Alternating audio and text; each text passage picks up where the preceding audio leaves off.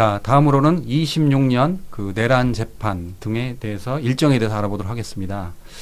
새해가 되니까 이제 재판이 줄줄이 대기하고 있습니다. 그러니까 내란 공모자들이 지금 긴장을 많이 할 텐데, 먼저 1월 9일이죠. 1월 9일에 지규현 부장판사의 내란 우두머리 재판과 관련해서 검찰이 구형을 합니다. 네. 그러니까 국민 관심사가 큰데 1심 선고는 아마 2월 중순쯤 될 것 같아요. 그러니까 지규현 부장판사가 인사이동 나기 전에 1심 선고를 할 것 같은데 네. 이제 1월 9일 날 검찰에 구형이 나옵니다. 이게 지금 사형 또는 무기징역밖에 안 되잖아요. 네. 검찰의 구형 어떻게 보십니까? 사형으로 보세요? 예상을 저는 사형으로 봅니다. 뭐 국민들이 그냥 뭐 느낌적으로 사형 이런 게 아니라 예. 실제로 이제 과거 사례를 봤을 때 우리가 내란죄로 기소가 되고 수사가 되고 처벌된 게 한 건이 있습니다. 12.12 반란 5.18 그런 광주 민주화에 대해서 어떻게 했는지에 대해서 전두환 노태우에 대해서 실제로 사형을 구형하고 전두환은 사형 선고를 받습니다. 그리고 노태우는 무기징역 선고를 받았습니다. 실제 과거 사례도 있고요. 예. 그리고 법정형으로 내란 수계에는 지금 사형하고 무기징역밖에 없습니다. 그 이유가 벌금형이나 징역 뭐 이런 몇 년 이런 게 없는 이유가 국가의 뿌리를 흔들고 우리 공동체를 혹시라도 말살시키고 내전으로 확장할 수 있는 굉장히 위험한 행위를 한 겁니다. 그렇기 때문에 헌법이 단죄하는 그런 죄이기 때문에 헌법 앞에서는 성역도 중간도 없습니다. 뭐 아니면 돕니다. 무죄 아니면 무조건 사형이나 무기징역 법정형밖에 없다라는 이 법에 쓰여진 대로 이 선고와 처벌을 받아야 됩니다. 예. 방금 말씀하신 것처럼 그 내란 우두머리 법정형은 지금 사형과 무기징역 둘밖에 없잖아요. 예. 그런데 과거 그 12.12 사태를 보면 검찰 구형을 보면 검찰이 전두환에게는 사형 그리고 예. 노태우에게는 무기징역을 구형을 했는데 1심 선고는 전두환 사형 그러니까 검찰 구형과 1심 선고가 같았어요. 네. 그런데 노태우 경우 검찰이 무기징역을 구형을 했는데 선고형은 22년 6개월로 감형이 됐습니다. 네. 그러면 혹시 윤석열도 이렇게 감형이 될 가능성이 있나요, 의원님? 뭐 이론적으로는 없다고 볼 수 없습니다. 예. 뭐 그렇게 뭐 감형 무기징역도 실제로 이제 뭐 연수원에서도 이렇게 시험을 보듯이 어느 정도 참작 사유가 있다면 예. 뭐 이렇게 유기징역으로 바뀌고 거기서 일부 감형이 되는 식으로 이론적으로는 가능하지만 이론적으로는 가능하다. 예, 가능하지만 이게 윤석열 범죄에 대해서 양형 참작 사유가 일단 전혀 없습니다. 예.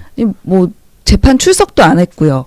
그리고 자기 죄를 인정하거나 반성도 안 했습니다. 그 뭐 하다못해 지금 뭐 비교하기는 그렇지만 그 전두환 노태우에 대해서는 당시 전두환 노태우의 경우에는 당시에 사과를 엄청나게 하긴 했습니다. 반성하고 사과하고 물론 엄청난 죄를 저질러서 그게 뭐 재판에 유리하려고 사과를 한 것처럼 보이지만 사후적으로 되긴 했고요. 근데 윤석열은 혐의를 전면 부인하고 그다음에 심지어 부하들에게 책임을 떠넘기고 있잖아요. 맞습니다. 그리고 재판 태도도 매우 불성실했죠. 그래서 일단은 법정에서 이렇게 어떻게 참작될 사유는 없고 뭐 약간 다른 양형 사유도 전혀 찾아볼 수는 없습니다. 예. 그렇기 때문에 뭐 무기징역이라 하더라도 무기징역이 유기징역형으로 감형되는 건 있을 수 없는 일이고요. 예. 근데 사형을 검찰이 구형했을 때 이거를 재판부에서 사형을 받을 것이냐 아니면은 무기징역을 선고할 것이냐라는 두 가지 선택밖에 없다고 봅니다. 그런데 대부분 우리나라가 실질적으로 사형을 집행하지 않는 국가이기 때문에 법원에서 상당히 무기징역을 많이 선고를 합니다. 예.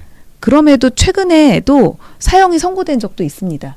그 GOP에서 총기 난사한 사건인데요. 예. 그게 2016년입니다. 검찰이 사형을 구형했고 법원에서는 사형을 선고했습니다. 그래서 지금 사형을 선고할 수 없다고 생각하시는 국민들도 있는데 있을 수 있습니다. 현재도. 예. 사형을 그보다 훨씬 큰 거잖아요. 아까 그 그럼요. 예. 지금 개인적인 일탈과 그런 뭐 살인 뭐 이런 부분보다도 지금 전 국민을 위험에 빠뜨린 이 상황을 정말 그 헌법적인 관점에서 그리고 정말 법정형의 취지, 입법 취지를 명확하게 살리는 차원에서 재판부는 선고를 해야 한다고 저는 생각합니다. 예. 그래서 이제 대부분의 그 여론이나 아니면 예측이 사형이 될 가능성이 큰데 윤석열 입장에서는 현실적으로 누구보다 법을 잘 아니까 본인이 사형이 될 확률이 크다라고 볼 수밖에 없을 것 같아요. 제가 보기에. 그래서 본인 입장에서는 사면이 되려면은 정권이 바뀌어야 되는 거예요.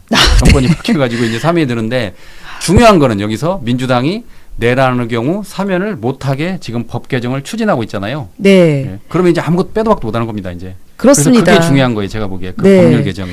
실제로 사형을 선고받은 그 전두환도 사면을 받아서 예. 밖으로 뭐 나온 상태에서 뭐 돌아가셨죠? 예, 사망을 했죠. 네. 이제. 예. 예, 사망을 했죠.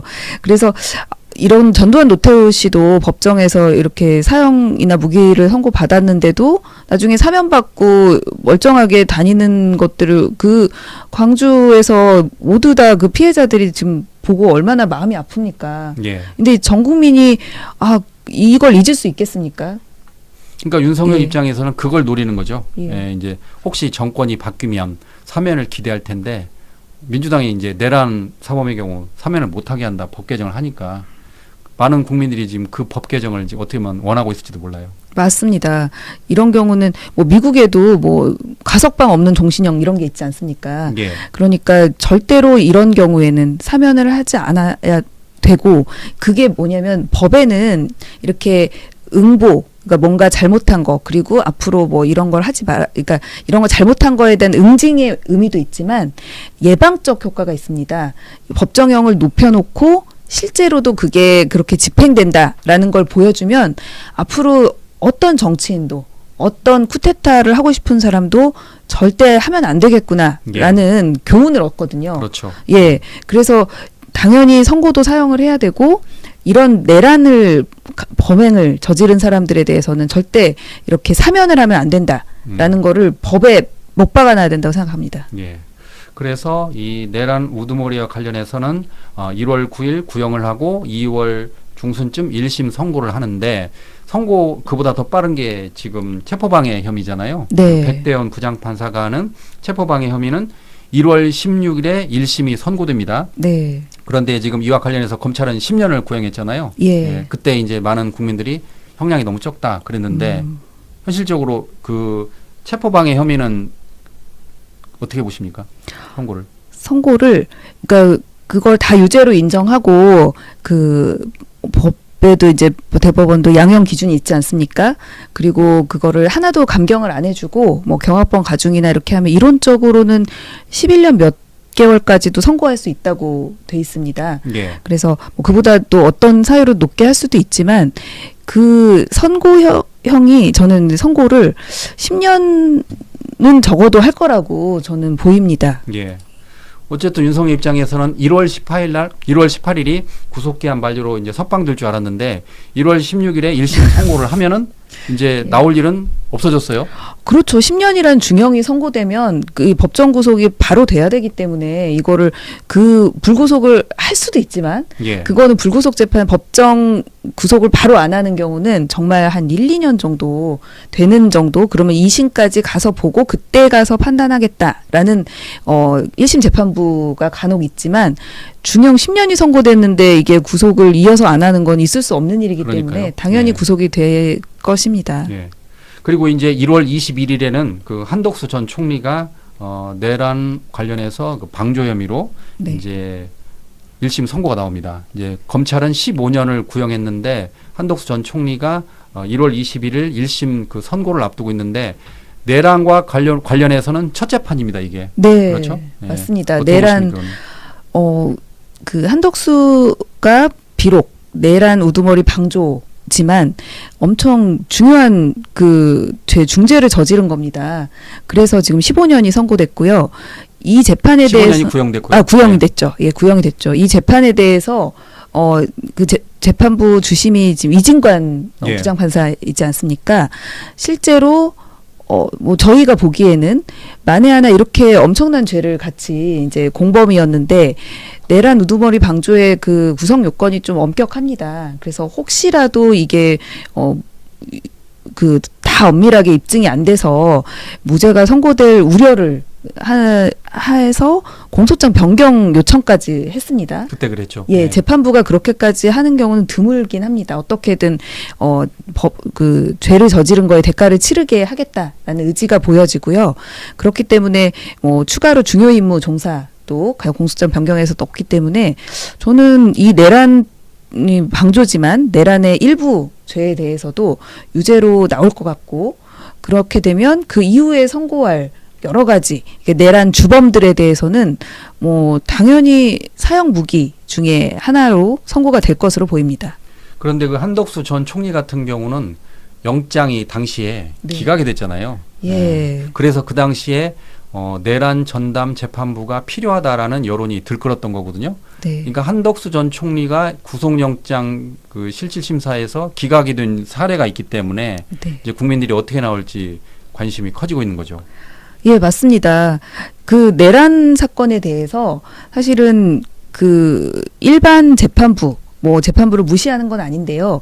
이런 헌법적인 사건, 더구나 내란 사건을 자주 다룰 수가 없지 않습니까? 그러니까 엄청난 전문성이 들어가 있습니다. 저도 변호사지만 이런 그 영역이 다 있나 싶을 정도로 헌법과 그다음에 국가 정보 관련한 그리고 국방부 뭐 드론도 띄우고 그러지 않았습니까? 그래서 이런 전문성이 있는 재판부에서 한꺼번에 이 재판을 해야 된다고 생각이 들고요.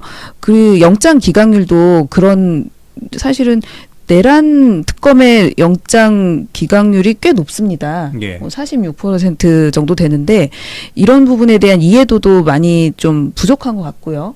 그래서 내란 전담 재판부가 필요하다고 보고 가장 좀 약간 실무적인 이유는 제가 봤을 때 그 내란 관련된 그 기소된 분들이 기소된 피고인이 굉장히 많습니다.